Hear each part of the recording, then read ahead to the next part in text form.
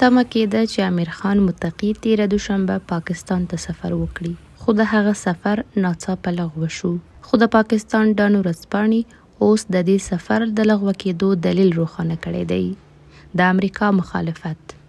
دغه ورځپاڼې د خپلو سرچینو له قوله لیکلي چې باور کېږي د طالبانو د بهرنیو چارو وزارت سرپرست د ملګرو ملتونو د امنیت شورا لخوا د لګول شوي سفري بندیز له امله خپل پلان شوی سفر لغوه کړی دی.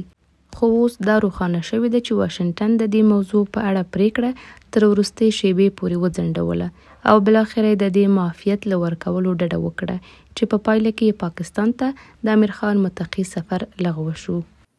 د پاکستان د بهرنیو چارو وزارت ویان هم د جمعې په ورځ په یوه خبري ناسته کې دا موضوع په یو ډول تایید کړې ده او د طالبانو د بهرنیو چارو وزارت سرپرست د سفر د لغوه کېدو دلیل ته یې د طرز العملي مسایلو اصطلاح کارولې ده. پاکستان د تحریک طالبان پاکستان د فعالیتونو د زیاتوالي په اړه اندېښمن دی او په دوامداره ډول یې دا اندېښنه د رسمي سفرونو په بهیر کې له طالبانو سره شریکه کړې ده. هغه فعالیتونه چې د پاکستاني چارواکو په باور د افغانستان له خاورې ملاتړ او پلان کیږي.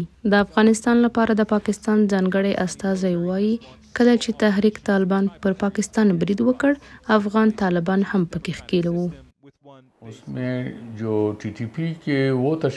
تحریک طالبان پاکستان چې پر پاکستان برید کوه افغان طالبان هم پکې شامل وو.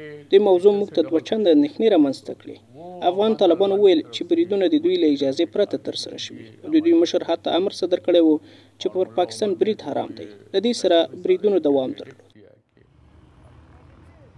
چین، روسیې او د روسیې متحدینو په تیرو 4 کلونو کې له طالبانو سره ښې اړیکې درلودې، خو پاکستان ظاهراً هڅه کوي چې د چین په منځګړیتوب له طالبانو سره اړیکې ښې کړي.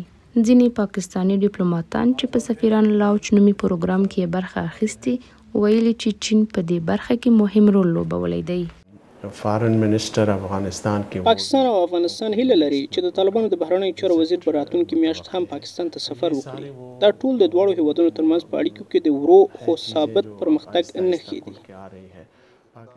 لیدل شوي چې روسیه او امریکا د طالبانو په اړه بیلابیل نظرونه لري او په تیرو 4 کلونو کې متضاد اقدامات ښودلي دي.